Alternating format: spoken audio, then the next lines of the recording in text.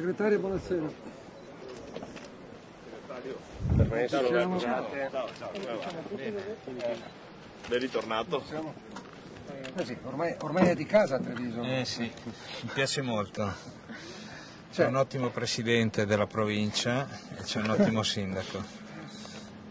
Parliamo di politica. Berlusconi ha deciso di non ricandidarsi come premier. Cambieranno le alleanze a questo punto anche dentro le scelte della Lega col PDL? Non so se le primarie poi ci saranno davvero.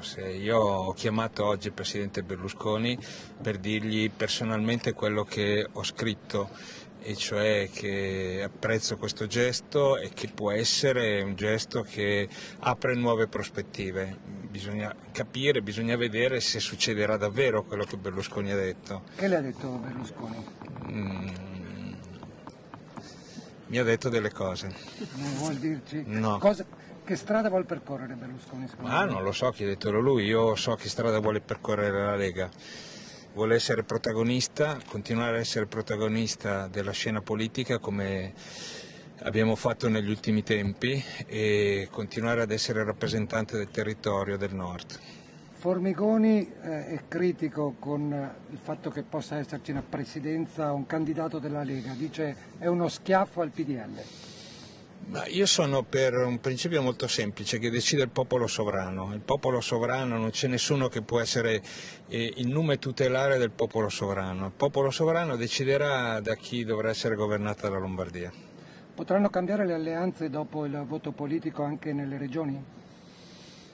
Noi ricordo che a Roma siamo all'opposizione, non siamo alleati di nessuno e quindi non vedo qual è il problema per noi. Nelle regioni del nord però c'è un'alleanza PDL-Lega? Sì, certo, in Piemonte e nel Veneto. Non mi pare che sia messa in discussione dalle vicende lombarde, come è giusto che sia, perché il Veneto è il Veneto, il Piemonte è il Piemonte e quindi ciò che succede in Lombardia rimane circoscritto in Lombardia. C'è stata qualche minaccia all'inizio di ritorsioni su Veneto e Piemonte, minaccia che saggiamente è rientrata. Veneto e Piemonte, le due giunte possono governare, le maggioranze continuano qua. In Lombardia vedremo che cosa succederà.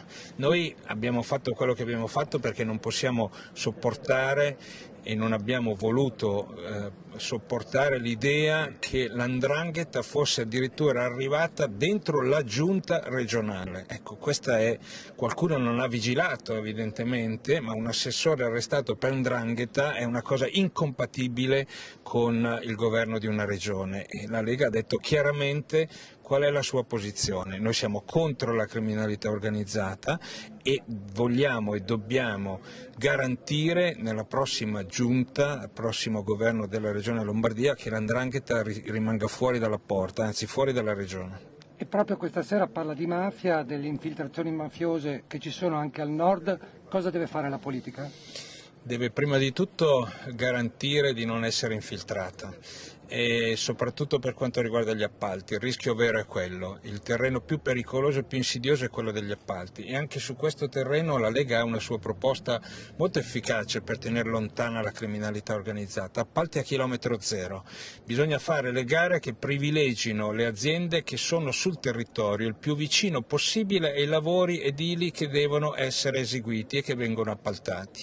Questo impedisce alle aziende o alle imprese che vengono da molto lontano per riciclare i soldi della mafia, come è successo in molti casi, impedisce a queste aziende di infiltrarsi nelle nostre regioni. Questa è una delle regole che noi proponiamo per tenere lontano la mafia, l''ndrangheta e la camorra dalle nostre regioni. E nel sud stasera è presente anche un sindaco di un comune del Calabrese. Nel sud le infiltrazioni sono presenti ben più forti. Cosa si deve fare? Ci può essere un'alleanza politica più vasta nella lotta alla mafia? Io ho combattuto la criminalità organizzata quando ero ministro e i risultati ci sono. Bisogna essere presenti, bisogna che le istituzioni siano presenti, che il ministro giri molto come ho fatto io e bisogna svegliare quella coscienza civile che spesso non c'è e che viene mortificata dalla violenza e dalla pressione della criminalità organizzata. La resistenza civile e la coscienza civile sono gli antidoti giusti per combattere la mafia. La polizia e i carabinieri fanno quello che devono fare, ma la mafia si sconfigge con la ribellione delle coscienze, prima che con l'esercito. La paura può vincere? No, spero di no. La paura ha vinto in tanti anni e questo ha consentito la diffusione della 'ndrangheta e della camorra e della mafia. Bisogna vincere la paura mettendosi assieme e con la consapevolezza che solo la rivolta civile contro questi delinquenti può vincere. Compito della politica, tornando alle nostre regioni, è quello di alzare le barriere. E noi abbiamo un ottimo esempio come Lega, un nostro candidato al comune di Rho, Marco Tizzoni, che ha perso rifiutando i voti della 'ndrangheta, ha perso per 400 voti e mai vittoria è stata più dolce, mai sconfitta è stata più dolce di questa. Essersi preso del pirla da un uomo della 'ndrangheta è una medaglietta che ha messo lui e che ha messo la Lega.